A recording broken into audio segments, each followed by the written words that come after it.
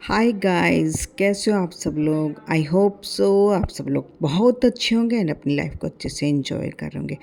तो मैं आज आपको बताने वाली हूँ जो मैं किचन वेस्ट से यूज़ करती थी उसका मैं अब क्या करने वाली हूँ। फाइनल काम मैं अपने किचन वेस्ट के ग्रो बैग में करने वाली हूँ। तो ये मेरा किचन वेस्ट का ग्रो बैग है जिसमें मैं आप देख सकते हैं कि इसमें एक आम का पौधा बहुत प्यारा सा निकल आया है। तो सबसे पहले मैं इस आम के पौधों को बहुत अच्छे से निकाल कर ट्रांसप्लांट कर लूँगी एक ग्रो बैग में। तो आप देखेंगे कि किस तरह से बहुत ही आसानी से ये पौधा मेरा निकल चुका है। आम का पौधा है, ये वही आम का पौधा है जो हम गर्मियों में हमने आम खाए हैं और गुठलियाँ हमने किचन वेस्ट में डाल दी हैं। तो उसी से तैयार हुआ है ये पौधा जो अपने आप ही निकल आया है मेरे किचन वेस्ट वाले ग्रो बैग से। तो ये मैंने अच्छे से ट्रांसप्लांट कर लिया है। मेरे पास ग्रो बैग बहुत सारे खाली थे क्योंकि बैंगन के मैंने अभी लास्ट हार्वेस्टिंग ली थी, उसके बाद फिर सारे मेरे जो प्लांट थे वो सूख गए थे। तो मैंने सारे निकाल दिए थे कि मानसून आने पर मैं नए प्लांट लगाऊंगी।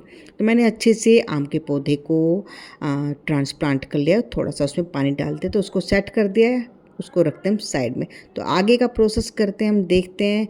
जो मेरा ये ग्रो बैग है अच्छे से किचन वेस्ट से भरा हुआ है, बहुत अच्छे से डिकम्पोज सारी सब्जियों के छिलके हो गए हैं। और आप इसको किसी भी टूल की सहायता से अच्छे से पूरी मिट्टी को, जो भी आपकी खाद तैयार हो चुकी है, उसको अच्छे से आप ऊपर नीचे चारों तरफ से अच्छे से उसको घुमा लीजिए। घुमाने के बाद आपके पास अगर अंडे की जो ट्रे होती है, हम अंडे यूज़ करते हैं, उसकी जो ट्रे बच जाते हैं आप उसको अच्छे से बारीक बारीक टुकड़े करके उसको डाल सकते हैं। और जो आपके पास अगर गार्डन के सूखे हुए पत्ते होते हैं जो जनवरी फरवरी में पेड़ों से गिर जाते हैं सूखने के बाद, और मैं तो यही करती हूँ अक्सर कि मैं उसको किसी से मंगवा लेती हूँ, 2-3 कट्टे मंगवा लेती हूँ, तो मेरा 1 साल का काम चल जाता है। तो जो पत्तों से खाद तैयार होती है वो भी बहुत ही हमारे प्लांट्स के लिए बहुत ही बेनिफिट यूज़ होता है उसका भी, और बहुत अच्छे से फ्रूटिंग होती है, फ्लावरिंग होती है। तो पत्तों से भी खाद तैयार होती है। तो मैंने इस तरह से एक लेयर पत्तों की बिछा ली है और अच्छे से आप इसको हाथों से दबा दीजिए। दबाने के बाद इस पर आप ऊपर से थोड़ी सी मिट्टी को आप अच्छे से बिखरा दीजिए। हाथों की सहायता से आप बिखेर दीजिए मिट्टी को अच्छे से, और मिट्टी को अच्छे से बिखेरने के बाद आप हाथों से उसको थोड़ा सा दबा दीजिए।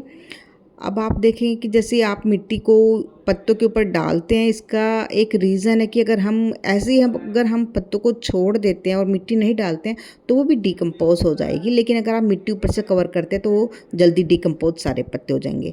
तो ये वही आम की गुठलियाँ हैं जो मेरे किचन वेस्ट में अंदर घुसी हुई थी और दबी हुई थी, और मैंने जब मिट्टी को ऊपर नीचे किया तो ये गुठलियाँ बाहर आई थी निकल कर। तो मैं भी अब इन गुठलियों को वापस इसी ग्रो बैग में दबा कर रख दूँगी और ऊपर से थोड़ी सी मिट्टी और डाल दूँगी।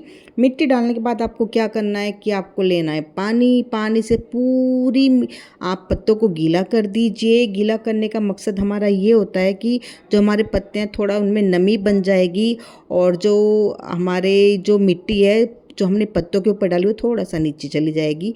तो इससे जो पत्तों का डिकम्पोजन होता है वो बहुत अच्छे से हो जाएगा। तो आप ये जो देख रहे हैं थोड़ा सा इस तरह के जो ये प्लांट्स निकले हुए हैं बरसात के दिनों में खुद निकल आते हैं। और ये अगर आप देखेंगे कि अमेज़न पर बहुत महंगे मिलते हैं, बहुत महंगा प्लांट मिलता है। और चाइना वगैरह में तो इस प्लांट की जो ये पौधे हैं हमारे, इसकी सब्ज़ी भी बनाकर खाते हैं। बहुत सारी जगह पर खाया भी जाता है इसको। सब अपनी अपनी भाषा में अलग अलग नाम दे रखे हैं सभी ने।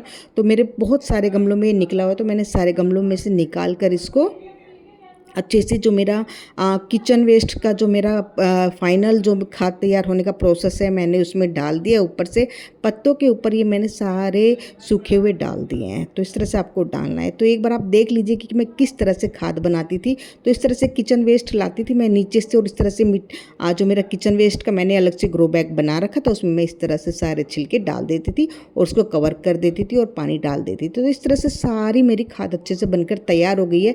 जो भी आप अगर शुरू से मेरी वीडियो देखते हैं तो आपको दिखेगा कि एक भी आपको कोई भी छिलका कहीं से भी नहीं दिख रहा है। तो इस तरह से पत्तों से कवर करने के बाद आप चाहें तो उसके ऊपर कोई भी बीज डाल सकते हैं, पालक, सरसों के, या फिर कोई भी चौलाई का मौसम है तो चौलाई डाल सकते हैं। तो वो ऊपर से इस ग्रो बैग के ऊपर जो हमारा किचन वेस्ट है बहुत अच्छे से ग्रो करेंगे।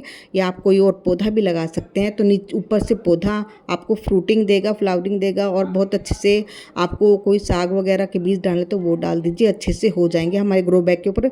और नीचे से हमारा खाद का प्रोसेस बहुत ही अच्छे से चलता रहेगा। वीडियो अच्छी लगी हो तो लाइक कीजिए, सब्सक्राइब कीजिए। Thank you so much, take care, bye.